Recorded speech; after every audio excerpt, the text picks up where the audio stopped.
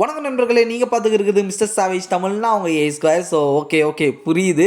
கிட்டத்தட்ட 1.5 மாதத்துக்கு மேலே ஆச்சு இந்த சேனலில் வீடியோ போட்டு. எனக்கு தெரிஞ்சு பொங்கலுக்கு அப்புறம் ஒரு வீடியோ போட்டேன்னு நினைக்கிறேன். ஸோ அதுக்கப்புறம் இந்த சேனலில் வீடியோஸே போடல. அதுக்கு நானும் அட்மின் ப்ரோவும் உங்கள்கிட்ட சாரி கேட்டுக்கிறோம். ஆக்சுவலாக இந்த சேனல் ஸ்டார்ட் பண்ணும்போதே வந்து பார்த்தீங்கன்னா உங்களை வந்து சூப்பராக என்டர்டெயின் பண்ணும், உங்களுக்கு வந்து ஒரு ஃபீல் குட்டான ஒரு ஸ்டோரி எக்ஸ்ப்ளனேஷன் சேனலாக இது இருந்துக்கணும் அப்படின்னு சொல்லி தான் வந்து பார்த்தீங்கன்னா எங்களோட பெஸ்ட்டை கொடுத்தோம். இந்த வீடியோ ப்ராசஸ்லாம் முடியறதுக்கே எங்களுக்கு வந்து ஒரு 5 years ஆயிருந்து ஒரு சேனலை பொறுத்த வரையும். Because audio editing, video editing, இது மாதிரி பல விஷயங்கள் இருக்கு. ஸோ அப்படி போற ஒரு வீடியோ வந்து பார்த்தீங்கன்னா ஒரு 5K கூட போல. இது தாண்டி நம்மளோட மெயின் சேனலான சாவேஜ் பாயிண்ட்ஸ் அந்த சேனல்லையும் வீடியோஸ் போகிறதுக்கான வேலைகள் வந்து கம்மியாச்சு. அதே மாதிரி அங்கே வியூஸ், ரெவன்யூ இதெல்லாம் வந்து பார்த்தீங்கன்னா ப்ராப்ளமை ஃபேஸ் பண்ணோம். ஸோ அதனால தான் நம்ம மெயின் சேனலே ஃபோக்கஸ் பண்ணுவோம் அப்படின்னு சொல்லி அந்த ஒரு டைம் கிடைக்கலன்ற காரணத்தினால இந்த சேனலில் வீடியோ போட முடியாத சுச்சுவேஷனுக்கு போச்சு. பட் இப்போ நம்மளோட சாவேஜ் பாயிண்ட் சேனலுமே வந்து பார்த்தீங்கன்னா ஒரு மிகப்பெரிய பிரச்சனையில் இருக்கு. இப்போ ரீசெண்டாக நாங்கள் போட்டிருக்கக்கூடிய மாங்கா சாப்டர்ஸ், ஜுஜுட்சு கைசனோட மாங்கா சாப்டர்ஸ் உங்களுக்கு எல்லாருமே தெரியும், நீங்க கண்டிப்பா பார்த்திருப்பீங்க.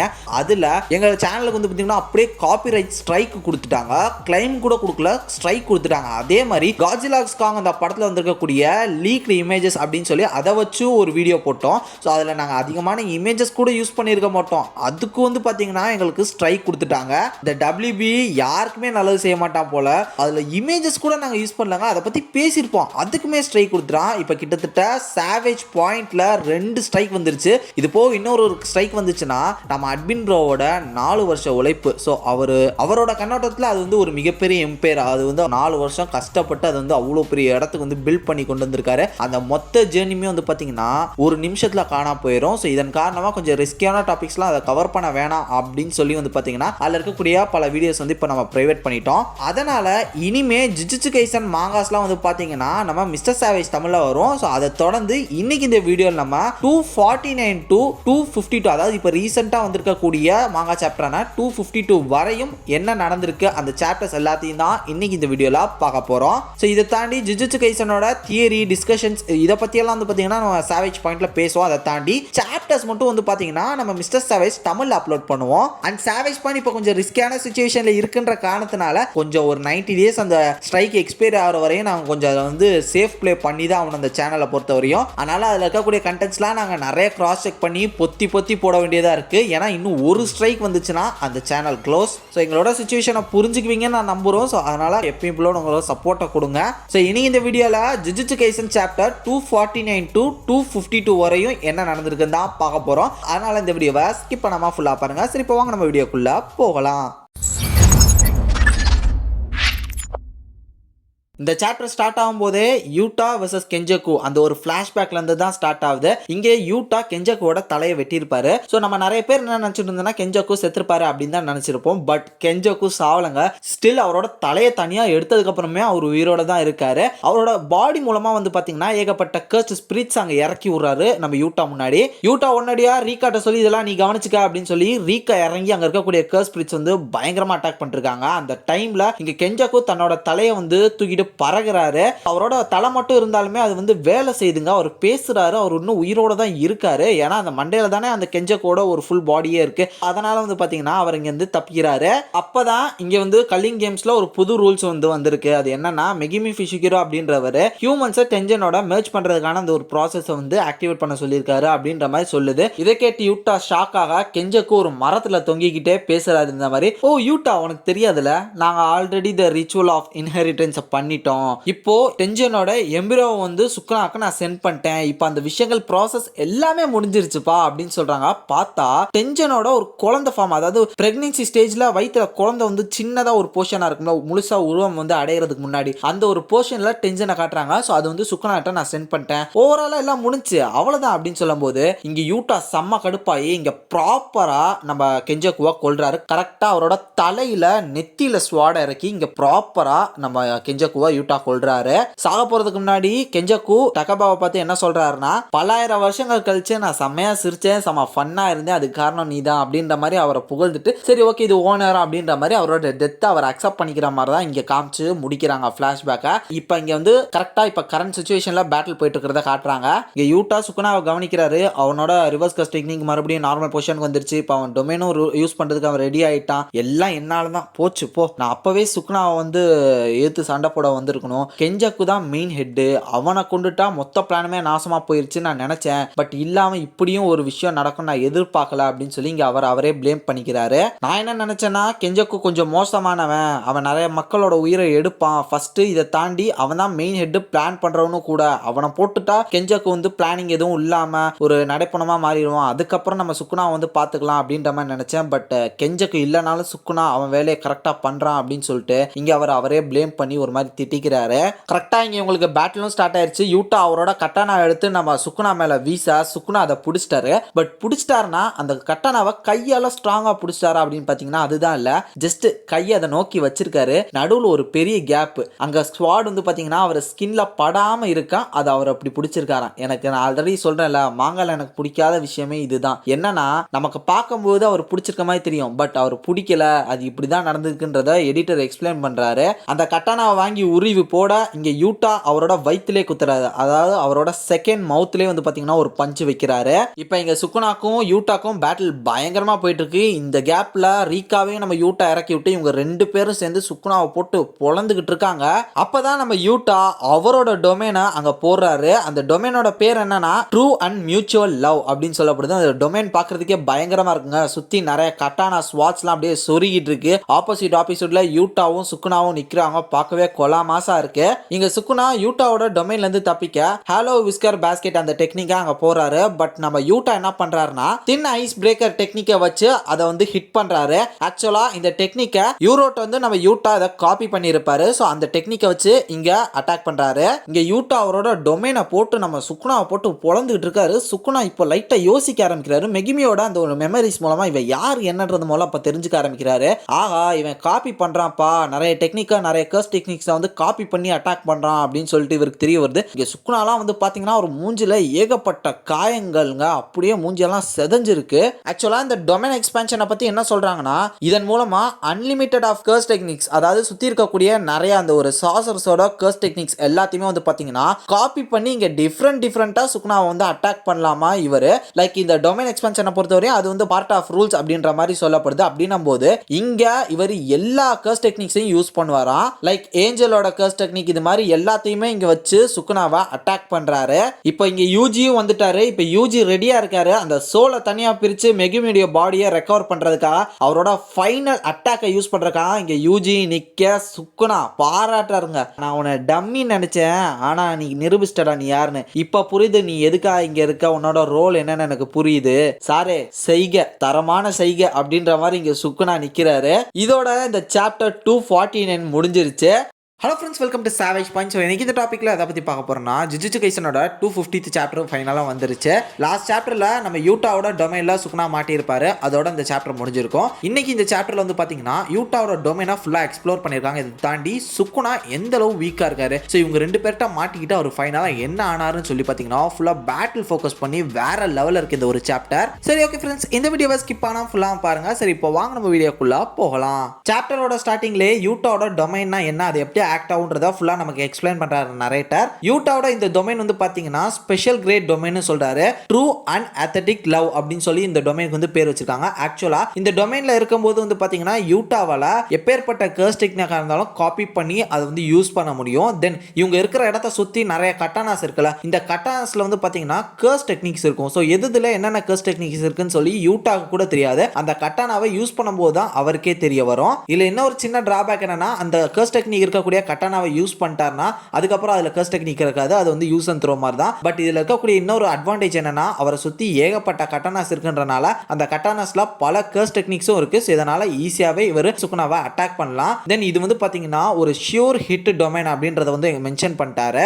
இப்போ சாப்டர்ல என்ன நடக்குது அப்படின்றத பார்த்தலாம். ஓப்பனிங்கே யூட்டா மினி ரீகா ஷிகிகாமிஸை சுக்குனாவை எதிர்த்து அமுச்சு விடுறாரு. அதை ஃபாலோ பண்ணி பின்னாடி நம்ம யூஜி பல பஞ்சஸை சுக்குனா மேல பவர்ஃபுல்லா வைக்கிறாரு. அது என்னதான் சுக்குனா தடுத்திருந்தாலும் அவரோட இந்த பஞ்சஸ்லாம் சுக்குனாவோட ஷோலே வந்து பாத்தீங்கன்னா ஷேக் பண்ணிருக்கு மறுபடியும் அப்படின்னு சொல்றாரு. மறுபக்கம் ரீகா மேல இருந்து சுக்குனாவை அட்டாக் பண்ண வர சுக்குனா அதுல இருந்து தப்பிச்சிடுறாரு. இவங்களோட அட்டாக்ஸை ஃபாலோ பண்ணி யூரோவோட ஸ்பேஸ் பெண்டிங் டெக்னிக் அந்த கர்ஸ் டெக்னிக்கை இங்க யூட்டா சுக்குனா மேல அட்டாக் பண்ண ட்ரை பண்றாரு. சுக்குனாவும் அதுக்கு ரெடியா இருக்காரு. ஆனா இங்க சுக்குனா ஒரு விஷயத்தை புரிஞ்சுக்கிறாரு, இவரால இங்க டொமைனை யூஸ் பண்ண முடியாது. இது மட்டும் இல்லாம இவரோட ஆர்சிடி வந்து ரொம்பவே வீக்கா இருக்கு, ரொம்ப டல்லா இருக்கு. அதுக்கான காரணம் இவர் வந்து கோஜோவோட ஒரு மிகப்பெரிய பேட்டில் போனனால இப்போ இவருக்கு வந்து பாத்தீங்கன்னா கொஞ்சம் கொஞ்சம் டயர்டா இருக்காரு, இவரோட ஆசிட்டி அந்த அளவு பவர்ஃபுல்லா இல்ல அப்படின்றது வந்து இங்க மென்ஷன் பண்றாங்க.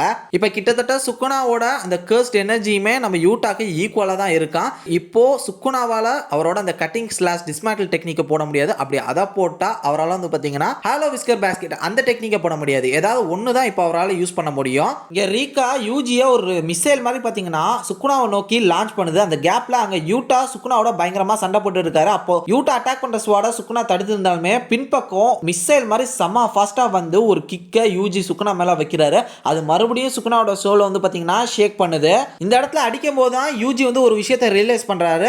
அதாவது இவர் அடிக்க அடிக்க சுக்குனாவோட சோலும் மெகிமியோட சோலையும் வந்து பாத்தீங்கன்னா ட்ராக் பண்ணி இப்ப மெகிமியை கிட்டத்தட்ட அவர் கண்டுபிடிச்சிட்டாரு. மெகிமி வந்துடவே கூடாதுன்னு சொல்லி பாத்தீங்கன்னா ஒரு பயங்கரமான ரிச்சுவல் போட்டு மெகிமியோட சோல் வந்து அவர் அரெஸ்ட் பண்ணியிருக்காரு. பட் சுக்குனா இங்க ஒரு விஷயத்தை வந்து கண்டுபிடிக்கிறாரு. யூஜி நம்மளை ஹிட் பண்ற அந்த ஒவ்வொரு அட்டாக்ஸ்லயும் வந்து பாத்தீங்கன்னா இங்க மெகிமியோட சோல் வந்து எந்திரிக்கிறதுக்கான சான்சஸ் இருக்கு. இதை தாண்டி மெகிமியோட பாடி வந்து செம்ம டல் ஆயிட்டு இருக்கு அப்படின்றதையும் உணர்றாரு.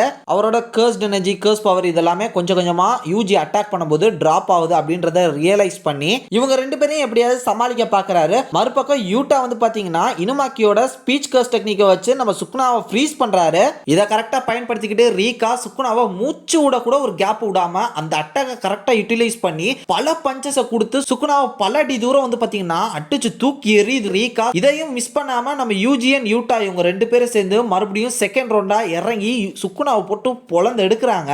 ஆனா இந்த தடவை சுக்குனா கொஞ்சம் கூட டைம் வேஸ்ட் பண்ணாம அவனோட ஸ்லாஷர் டெக்னிக்கை யூஜியன் யூட்டா மேல விடுறான். சோ இவங்க மேல காயப்படுற அந்த கேப்ல ரீகாவுமே இதை வந்து மேனேஜ் பண்ணுது. இந்த ஒரு பேட்ல சுக்குனா அவங்க ரெண்டு பேருக்கு ஆப்போசிட்ல நின்னுட்டு ஒரு விஷயத்தை உணர்றாரு. இப்ப நான் அவனுங்களை அட்டாக் பண்ணணும்னா நான் அவனுங்களை தொடணும். கோஜோட பேட்டில் என்னோட பவர்ஸா வந்து ரொம்பவே லோ பண்ணிருக்கேன். என்னோட கர்ஸ்ட் எனர்ஜி ரொம்ப லோ டவுன் ஆயிருக்கு. இவங்களும் இப்ப பயங்கரமா டிஃபெண்ட் பண்ண ஸ்டார்ட் பண்ணிட்டாங்க. அட்டாக் பண்றானுங்க. அது மட்டும் இல்லாம யூஜி ரிவர்ஸ் கர்ஸ் டெக்னிக்கா சீக்கிரமாவே கத்துக்கிட்டா. அவனோட ரிவர்ஸ் கர்ஸ் டெக்னிக் பயங்கர ஃபாஸ்டா இருக்கு. பரவாயில்ல, ஒரு பக்கம் யூட்டா அவனோட டொமைனை போட்டு பயங்கரமாவே அட்டாக் பண்றான். இவனோட பவரும் ஹையர் லெவல்ல இருக்கு அப்படின்ற சொல்லி இங்க சுக்குனா எல்லாத்தையும் கொஞ்சம் கொஞ்சமா ஸ்டடி பண்றாரு. மறுபக்கம் யூட்டா என்ன சொல்றாருன்னா, நல்ல வேலை கோஜோவோட பேட்ல சுக்குனா சண்டை போட்டான்ற காரணத்தினால தான் நம்மளால இப்போ வரையுமே நின்று இவன் கூட சண்டை போட முடியுது. அட்லீஸ்ட் இவனோட அட்டாக்ஸ்க்கு அகைன்ஸ்டா நம்மளால ரிவர்ஸ் டெக்னிக்காக யூஸ் பண்ண முடியுது.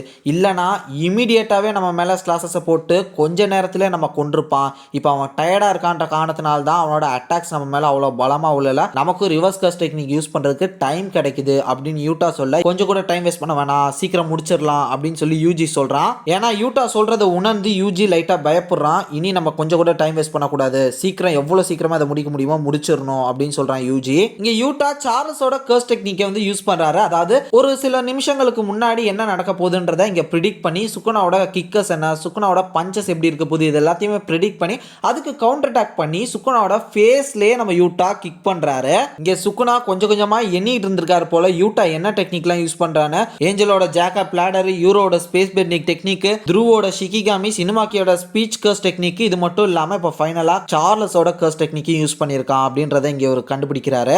இது மட்டும் இல்லாம சுக்குனா மிரல்றான், இவன் மட்டும் கோஜோட இன்ஃபினைட் பவரையும் காப்பி பண்ணியிருந்தா என்ன பண்றது அப்படின்னு. பட் அது 6 ஐஸ் இருந்தா தான் யூஸ் பண்ண முடியும், ஒருவேளை பண்ணியிருந்தா அப்படின்ற மாதிரி சுக்குனா வந்து பாத்தீங்கன்னா லைட்டா வந்து மிரல்றான். அங்க கட் பண்ணா ஊரோசோன இந்த ஸ்பேஸ் பெண்டிங் டெக்னிக்கை யூஸ் பண்ணி இவர் வந்து பஞ்சஸ் அண்ட் அந்த கட்டானால ஸ்வாட் மூலமா அவர் அட்டாக் பண்றாரு. பட் சுக்குனா இங்க எரிச்ச பிடிச்ச மூஞ்சியோட அதை வந்து ரியாக்ட் பண்றாரு. எனக்கு இது சுத்தமா பிடிக்கல, என்ன போட்டு அட்டிக்கிறானுங்க அப்படின்னு சொல்லி அவர் கிட்டத்தட்ட ஒரு வெறுப்பான ஒரு ஃபேஸ் கட்ல தான் வந்து பாத்தீங்கன்னா அந்த கட்டானாசையை பிடிக்கிறாரு. ஸோ இந்த டைமை கூட வேஸ்ட் பண்ணாம நம்ம சுக்குனாவோட ஃபேஸ்லேயே வந்து பாத்தீங்கன்னா அவரோட கிளீவ் டெக்னிக்கை போட்டு அவரோட டெக்னிக்கை அவருக்கே போட்டு அட்டாக் வந்து ஏற்படுத்துறாரு நம்ம யூட்டா. சுக்குனாவோட மூஞ்சில வெட்டுப்பட்டு சுக்குனா மிரண்டு போய் நிக்க இதோட இந்த சாப்டர் 250 முடியுது. சாப்டருக்குள்ள போறதுக்கு முன்னாடி ப்ரீவியஸ் சாப்டர்ல ஒரு முக்கியமான விஷயத்த சொல்லாம விட்டுட்டோம். அது என்னன்னா, நம்ம சுக்குனா அவரோட 4 கையில 2 கையில ஹேண்ட் சைனை போட்டு அவரோட அந்த விஸ்கர் பாஸ்கெட் டெக்னிக் அதை வச்சு அவர் வந்து டிஃபென்ஸ் மோட்லயே தான் அந்த லாஸ்ட் சாப்டர் ஃபுல்லா அவர் வந்து போயிருக்காரு. மோஸ்ட்லி அவர் அட்டாக்கிங் அந்த ஒரு சிச்சுவேஷனுக்கு போல அவர் அட்டாக் அந்த பொசிஷனுக்கே வந்து ரீச் பண்ணல, மோஸ்டா டிஃபென்ஸ் பண்ணிட்டே இருந்திருக்காரு. இந்த ஒரு ஹேண்ட் சைன்ற ஒரு சின்ன பார்ட்டை நாங்க அதுல மென்ஷன் பண்ண மறந்துட்டோம், அதனால அதுல மென்ஷன் பண்ணிக்கிறோம். சரி, இப்போ 251 சாப்டர்ல என்ன நடக்க போகுதுன்றத பார்க்கலாம். சாப்டர் ஸ்டார்டிங்லயே ப்ரீவியஸ் எபிசோட்ல யூட்டா எப்படி சுக்குனாவோட அந்த கிளீவ் அந்த கர்ஸ் டெக்னிக்கா போட்டாரு அப்படின்றத நமக்கு வந்து சொல்றாங்க. ஏன்னா ப்ரீவியஸ் எபிசோடோட எண்டுல சுக்குனாவோட ரொம்ப முக்கியமான பவர்ஃபுல்லான டெக்னிக்கா இருக்கக்கூடிய கிளீவை சுக்குனாவோட ஃபேஸ்லயே நம்ம யூட்டா காப்பி பண்ணி போட்டிருப்பாரு. எப்படி அதை பண்ணாருன்னு சொல்லிட்டு எல்லாருக்குமே ஒரு பயங்கரமான கொஸ்டின் இருக்குல்ல. சோ அந்த கொஸ்டினுக்கு இப்ப ஆன்சர் பண்ணிருக்காங்க. சுக்குனாவோட லாஸ்ட் ஃபிங்கர் இருக்குல்ல, அதாவது 20th ஃபிங்கர், ஃபிங்கர். ஸோ அந்த 20th ஃபிங்கரை வச்சு தான் இவரோட கர்ஸ் டெக்னிக்கை வந்து நான் வந்து காப்பி பண்ணியிருக்கேன் அப்படின்ற மாதிரி இங்கே ஒரு ஆன்சர் வந்து கொடுத்துருக்காங்க. அப்படி பார்க்கும்போது யூட்டாட்ட தான் சுக்குனாவோட கடைசி விரல் இருக்கா அப்படின்னு சொல்லிட்டு இங்கே ஒரு கேள்வி எழும்புது. ஏன்னா நம்ம நிறைய பேர் என்ன நினச்சிட்டு இருக்கோம்னா கோஜோ கிட்ட இருக்கு, கோஜோ எங்கேயா மறைச்சு வச்சிருப்பாரு அப்படின்ற மாதிரி தான் நமக்கு வந்து சொல்லியிருக்கோம். ஸ்டில் இப்போ வரை அப்படிதான் தேடி போயிட்டு இருக்கு. பட் இங்கே ஒரு புதுசாக ஒரு விஷயத்தை ஒப்படைக்கிறாங்க. அது என்னன்னா யூட்டாட்ட தான் லாஸ்ட் ஃபிங்கர் இருக்கு அப்படின்ற மாதிரி சொல்றாங்க. மேபி கோஜோ சாக போறது அந்த ஒரு விஷயம் தெரிஞ்சு இல்லை வந்து ஒரு பேட்டில் நான் இருக்கலாம் இல்லாமே போகலாம் அப்படின்ற விஷயம் தெரிஞ்சு இந்த லாஸ்ட் ஃபிங்கரை யூட்டாட்ட கூட கொடுத்துட்டு போறதுக்கான சான்சஸ் இருக்கு. தென் இது மட்டும் இல்லாம ரீசெண்டா பர்பிள் ஹாலோ டெக்னிக்கையும் நம்ம யூட்டா பண்ணுவாரு அப்படின்ற மாதிரி ஒரு சில ரூமர்ஸ் வந்து இருந்தது. அப்படி பாத்தீங்கன்னா இந்த பர்பிள் ஹாலோ டெக்னிக்கும் நம்ம யூட்டா பண்றதுக்கான சான்சஸ் இருக்கு. ஏன்னா நம்ம கோஜோட டெட் பாடி இருக்கு, அந்த டெட் பாடியில 6 ஐஸ் இருக்கு. ஸோ அந்த ஒரு டெட் பாடி வேற பாத்தீங்கன்னா இப்போ வந்து கலெக்ட் பண்ணிட்டு இருக்காங்கன்ற மாதிரி நம்ம கூட லாஸ்ட் சாப்டர்ஸ்ல எல்லாம் பேசியிருந்தோம்ல. அப்படி பார்க்கும்போது அதை வச்சு கூட இவர் இந்த பர்பிள் ஹாலோ டெக்னிக்கை அப்கமிங் சாப்டர்ஸ்ல போறதுக்கான சான்சஸ் கூட ஹைலி இருக்கு. வெயிட் பண்ணி பார்ப்போம்.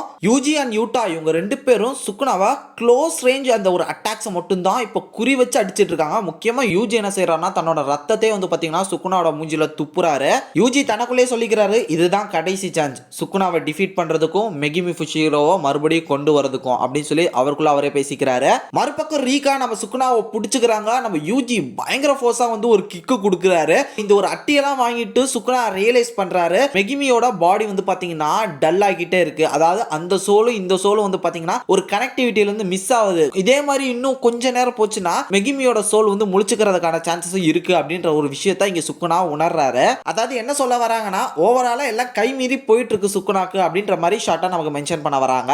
மறுபக்கம் சுக்குனா பொறுத்தது போதும் பொங்கியல்ன்ற மாதிரி அவர் கவுண்டர் அட்டாக் பண்றதை நிறுத்திட்டு இப்போ நம்ம நேரம் அட்டாக்கே பண்ணிடலாம்னு சொல்லி அவரோட இந்த ஹாலோ ஸ்கர் பாஸ்கெட் டெக்னிக்கை வந்து பாத்தீங்கன்னா அவுட் பண்றாரு. அதை எடுத்துட்டு நேரம் இனி சண்டை போடலாம்டா அப்படின்ற மாதிரி அட்டாக் மோடுக்கு வந்து இப்ப இறங்கிட்டாரு சுக்குனா. மறுபக்கம் யூஜி அண்ட் யூட்டா இதை ஆல்ரெடி ப்ரிடிக்ட் பண்ணிட்டாங்க. இந்த மாதிரி நம்ம அவனை ஓவரா போட்டு அடிக்கும் போது அவனுக்கு இருக்கக்கூடிய அந்த டிஃபென்ஸை வந்து விட்டுட்டு அவன் பைத்தியமாயி நம்மளை அடிக்க வருவான், அப்போ அவனை வச்சு நம்ம செஞ்சணும் அப்படின்னு சொல்லி இவங்க ஆல்ரெடி ஒரு பிளான் போட்டு வச்சிருக்காங்க. அதன்படி இங்க சுக்குனா செயல்படும் போது நம்ம ஆளுங்க ரெடி ஆயிட்டாங்க.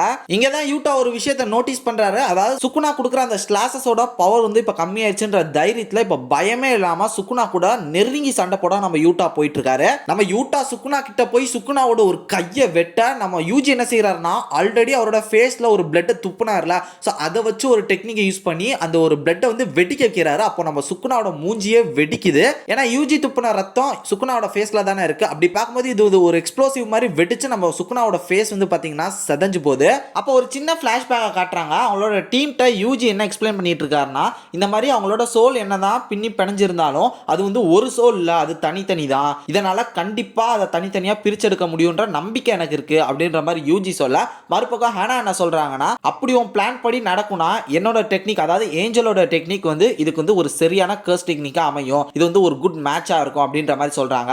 மெகிமி ஃபுஷிகரோட பாடியை டல் பண்ணி சுக்குனா வந்து நம்ம தனியா செப்பரேட் பண்ணும். அப்படி ஒருவேளை இந்த ப்ராசஸ் மட்டும் நடந்து தனியா அவங்களை செப்பரேட் பண்ணிட்டாங்கன்னா ஜேக்கப் லேடரை வச்சு நம்ம சுக்குனாவை ஹிட் பண்ணி அவனை அப்படியே போட்டு தள்ளிடலாம் அப்படின்ற மாதிரி இவங்க ஒரு பிளான் பண்றாங்க. அங்க கட் பண்ணா இப்ப பிரசன்ட் பேட்டில் என்ன நடந்துகிட்டுன்னு காட்டுறாங்க.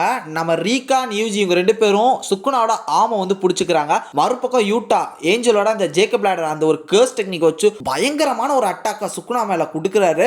ஸோ அந்த அடி வந்து பாத்தீங்கன்னா சுக்குனாக்கு ஒரு பயங்கரமான இம்பாக்டை கிரியேட் பண்ணுது. யூஜி கொஞ்சம் கூட டைம் வேஸ்ட் பண்ணாம சோல் அட்டாக்கிங் பஞ்சஸா நம்ம சுக்குனா மேல அடிச்சு எந்திரி ஃபுஷிகிரோ அப்படின்னு சொல்லி விடாம அடிக்கிறாரு. நம்ம யூஜி கால்குலேட் பண்ண மாதிரி மெகிமியோட சோல் ரொம்ப தூரம் இல்ல, இங்க மெகிமி ஃபுஷிகிரோவோட சோலை அவர் பார்த்துட்டாரு. மறுபடியும் நம்ம யூஜி எந்திரி மெகிமி ஃபுஷிகிரோ உன்னால முடியும் வா வந்துரு அப்படின்ற மாதிரி அவர்கிட்ட சொல்லிட்டு இருக்கா. இங்க சுக்குனா செம்ம டென்ஷன் ஆகி வேர்ல்ட் கட்டிங் ஸ்லாஷ நம்ம ரீகா யூட்டா யூஜி இங்க மேல போட்டு அடிச்சு தூக்கி எறியறாரு. இதாண்டா சான்ஸ்னு சொல்லி அந்த இடத்துல மாசா என்ட்ரி கொடுக்குறாங்க நம்ம மாக்கி ஜெனின். நம்ம சுக்குனாக்கு பின்னாடி வந்து சோல் ஸ்பிளிட்டர் கட்டானாவை எடுத்து முதுகுலே சொருகுறாங்க.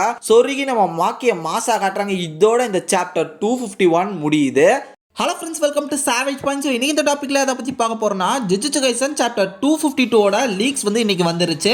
ஓவராலாக இந்த சாப்டரில் என்ன நடந்திருக்கு அப்படின்றத இன்னைக்கு இந்த வீடியோவில் பார்க்க போகிறோம். ஸோ நான் இந்த வீடியோவை ஸ்கிப் பண்ணாமல் ஃபுல்லாக பாருங்க. சரி, இப்போ வாங்க நம்ம வீடியோக்குள்ளே போகலாம். இந்த சாப்டரோட ஸ்டார்டிங்கில் யூட்டாவோட டொமைன்குள்ளே மாக்கி வரதுக்கு முன்னாடி என்ன நடந்துச்சு, அந்த டொமைனுக்கு வெளியில் என்ன நடந்துச்சுன்ற ஒரு சின்ன ஃப்ளாஷ்பேக்காக காட்டுறாங்க. அங்கே டொமைனுக்கு வெளியே குசகாபேவும் டக்குமாயினோவும் நின்று பேசிட்டு இருக்க அந்த சுச்சுவேஷனில் கரெக்டாக நம்ம மாக்கியும் உள்ளே வராங்க. ஸோ உள்ளே வந்து கரெக்டாக இந்த டொமைனுக்குள்ளே போலாம் அப்படின்னு சொல்லி பிளான் பண்ணி அங்க ஒரு ரன்னிங் பொசிஷன்ல அவங்க உட்கார்ந்து இருக்கும்போது இந்த மாதிரி டக்மாயினோவும் சொல்றாங்க, குசகாபே நீயும் இந்த ஒரு ஃபைட்ல ஜாயின் பண்ணலாமே அப்படின்னு சொல்லி கேட்க, நம்ம குசகாபே அதை மழுப்பிட்டு மாக்கி நீ உள்ள போ உன்னால முடியும் அப்படின்ற மாதிரி சேர் பண்றாரு.